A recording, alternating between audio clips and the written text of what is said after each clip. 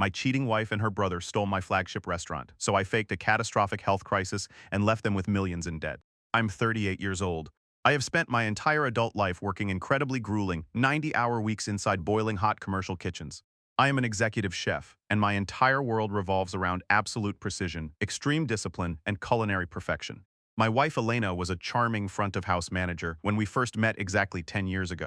She was incredibly charismatic, but she came with a massive, entirely toxic anchor tied to her ankle. Her older brother David. David fancied himself a massive hospitality mogul.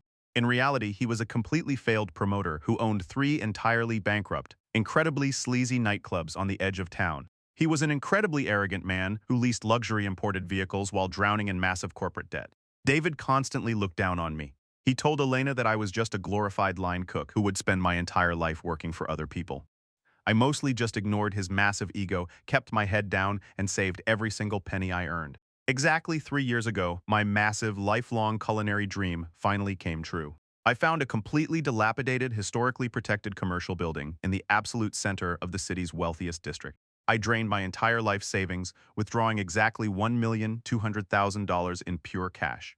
I bought the physical building entirely outright, and I spent another 8 months completely renovating it into a massive, world-class fine dining establishment. Because I put up 100% of the capital and assumed all the massive financial risk, the physical deed to the building and the master operating licenses were registered solely in my individual name. The restaurant was an absolute overnight triumph. Within exactly 6 months, we received a massive, internationally recognized culinary award. We were booked out for exactly 4 entire months in advance. We were pulling in exactly $150,000 a month in pure, unadulterated profit. But David was incredibly, sickeningly jealous of my massive success. Click the link to hear the full story.